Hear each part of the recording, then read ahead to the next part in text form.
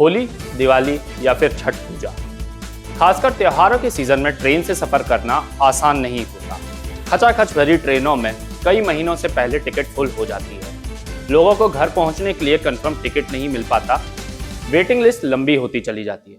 नमस्कार, मैं अनिकेत दीक्षित स्वागत करता हूं आपका यूबीई न्यूज में, जहां हम सिर्फ खबरें नहीं लाते बल्कि उनका बारीक और सटीक विश्लेषण भी करते हैं। वेटिंग टिकट का झंझट सिर्फ यात्रियों के लिए ही नहीं बल्कि रेलवे के लिए भी सिरदर्द बना हुआ है। वेटिंग टिकट के झंझट को खत्म करने के लिए रेलवे ने नई योजना बना ली है। इस योजना के मुताबिक रेलवे 1 लाख करोड़ का खर्च करेगी। रेलवे ने लगातार बढ़ती यात्रियों की संख्या को देखते हुए 1 लाख करोड़ रुपए की कीमत वाली नई ट्रेनों के अधिग्रहण का फैसला किया है।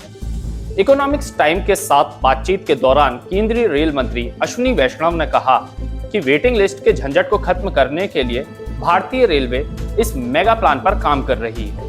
उन्होंने कहा कि इस योजना पर 1 लाख करोड़ रुपए के खर्च का अनुमान है। इस योजना का मकसद सालों से चल रही पुरानी ट्रेनों के स्टॉक को रिप्लेस करना है। इस योजना से रेलवे के बेड़े में 7,000 से 8,000 नई ट्रेनें शामिल हो जाएंगी। उन्होंने कहा कि अगले कुछ सालों में पुरानी ट्रेनों को नई ट्रेनों से रिप्लेस कर दिया जाएगा।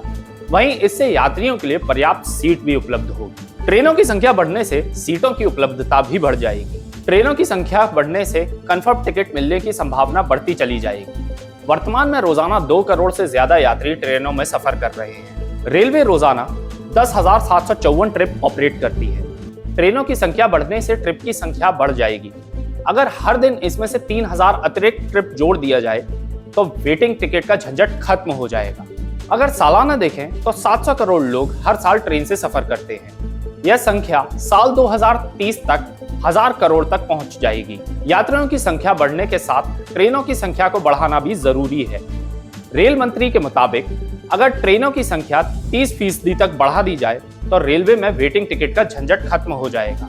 केंद्रीय मंत्री के मुताबिक नई ट्रेनों का अधिग्रहण का मुख्य मकसद सालों से चल रही पुरानी ट्रेनों के स्टॉक को रिप्लेस करना है। नई ट्रेन अधिग्रहण से रेलवे के बेड़े में 7,000 से 8,000 के बीच नई ट्रेन शामिल होंगी। उन्होंने कहा कि इसके लिए अगले 4-5 सालों में टेंडर जारी किए जाएंगे। अप्रैल से अक्टूबर 2023 तक जनरल और स्लीपर क्लास सहित गैर एसी कोचों में कुल 95.3% यात्रियों ने सफर किया। इस दौरान कुल 372 करोड़ यात्रियों ने सफर किया। यह पिछले वर्ष की तुलना में 38 करोड़ यात्रियों की पर्याप्त वृद्धि को दर्शाता है। यह आंकड़ा किफायती यात्रा विकल्पों के लिए बढ़ती प्राथमिकता पर जोर देता है। इसके विपरीत एसी कोचों में कुल यात्रियों के 4.7% को समायोजित किया गया। इनमें कुल 18.2 करोड़ यात्रियों ने सफर किया। विशेष रूप से यह पिछले वर्ष की तुलना में 3.1 करोड़ यात्रियों की उल्लेखनीय वृद्धि को दर्शाता है। यात्रियों की कुल संख्या में 41.1 करोड़ की वृद्धि दर्ज की गई।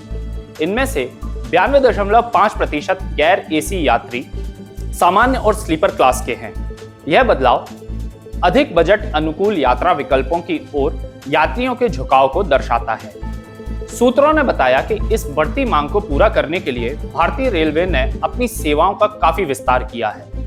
कोविड-19 से पहले के दिनों की तुलना में भारतीय रेल नेटवर्क में अब अतिरिक्त 562 ट्रेनें दैनिक आधार पर चल रही हैं। इस विस्तार में विभिन्न श्रेणियां शामिल हैं, जिसमें मेल एक्सप्रेस ट्रेनें 1,768 से बढ़कर 2,122, उपनगरीय ट्रेनें 5,626 से बढ़कर 5,774 और यात्री ट्रेनें 2,792 से बढ़कर 2,852 हो गई हैं, जिसके परिणाम स्वरूप प्रत्येक दिन कुल 10,748 ट्रेनें चल रही हैं। रेल मंत्रालय का यह सक्रिय दृष्टिकोण न केवल मांग में वर्तमान वृद्धि के बारे में बताता है बल्कि ऐसे भविष्य की ओर बढ़ने का आधार भी तैयार करता है जहां प्रतीक्षा सूची यानी वेटिंग लिस्ट अतीत की बात बन जाएगी। सूत्रों के अनुसार आने वाले समय में रेलवे लाखों यात्रियों के लिए एक सहज और अधिक कुशल यात्रा अनुभव सुनिश्चित करने की तैयारी कर रही है। वर्तमान में 225 ट्रेनों के बराबर लगभग 5,000 LHB कोच सालाना निर्मित किए जा रहे हैं।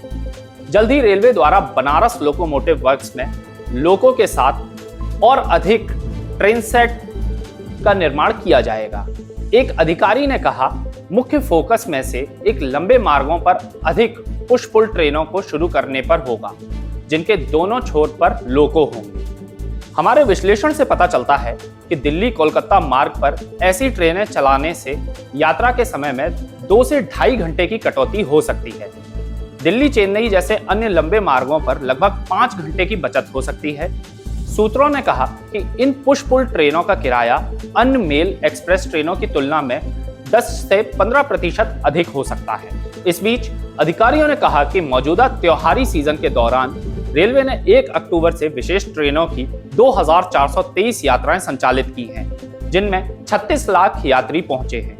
वहीं पिछले साल 1 अक्टूबर और 31 दिसंबर के दौरान, जो कि पीक टाइम होता है, उस दौरान 2614 यात्राएं हुई। साल 2023 में इसे 3 गुना बढ़ा दिया गया और भीड़ को कम करने के लिए कुल 6754 यात्राएं होंगी। तो यह थी हमारी आज की एक खास रिपोर्ट। आपको हमारा यह कार्यक्रम कैसा लगा? अपने विचार जरूर साझा करें। अगर वीडियो पसंद आए तो इसे लाइक, शेयर और चैनल को सब्सक्राइब जरूर करें। UBE न्यूज आपके लिए लाता रहेगा देश विदेश से जुड़ी खबरें। तब तक के लिए धन्यवाद।